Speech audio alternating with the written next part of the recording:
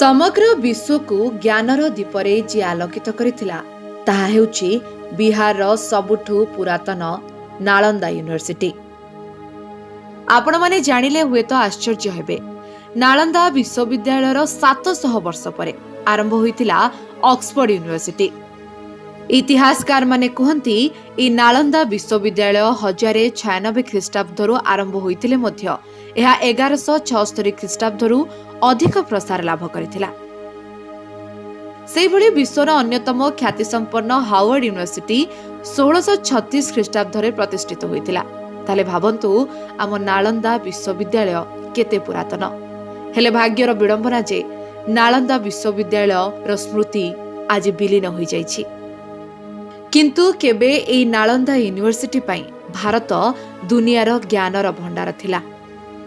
तेबे सेई पुरातन नालंदा यूनिवर्सिटी कीर्तिराजी को पुणी थरे फेराई आनिबा पई प्रधानमंत्री नरेंद्र मोदी बुधवार दिन नालंदा विश्वविद्यालयर नूतन कैंपस को उद्घाटन करिसेंती।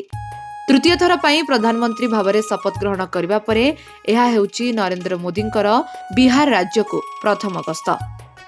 एहा पूर्वरु मोदी निजे जाई बिहार प्राचीन नालंदा विश्वविद्यालयर भग्नावशेष परिदर्शन करथिले।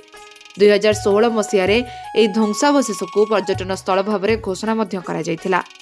एहार अतीत सहित भारतर संपर्क को अनुध्यान करी प्रधानमंत्री नरेंद्र मोदी नालंदा विश्वविद्यालयर उद्घाटन पूर्वरु बुधवार दिन कहिथिले जे युवक मानक शिक्षागत आवश्यकता को रखी एही यूनिवर्सिटी तैयारी करा जायछि। तेणु आजिर दिन आम शिक्षा क्षेत्र पई एक विशेष दिन। आज सकाळ प्राय 10:30 बेलकु राजगिरी रे नालंदा विश्वविद्यालयर नूतन कैंपस उद्घाटित हो जायछि। आमर गौरवमय अंश सहित नालंदार एक दृढ़ संजोग मध्य रही। पुरातन समय रे नालंदा विश्वविद्यालय रे प्रवेश परीक्षा भी बहुत कठोर थिला।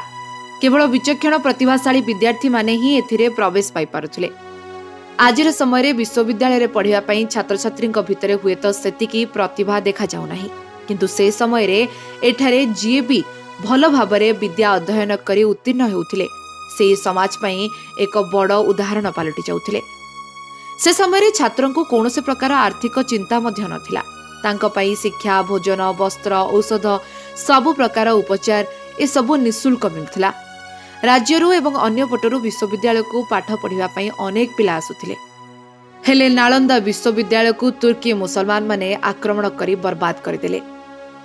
केवल सेतिकी नुहे, एई ज्ञानर भंडार रे ज्ञान दाता माननको मध्य से माने जियंता जाली देइथिले। हजारे भिक्षुकଙ୍କ मस्तक छेदन कर देइथिले। एठारे थिबा पुस्तकालय को निया लगाई देइथिले। आ इतिहासकार माने कहंती से निया 7 मास पर्यंत जलिथिला। भारत पाखरे थिबा अनेक पांडुलिपि, पुस्तक एवं जहा आजिर समय रे हुए तो आम इतिहास को आहुरी ज्वलंत उदाहरण देई समाज आगे प्रकाश करि परितांता से सबु किछि ए निया रे जळी पड़ी पाउंस होई जाइथिला।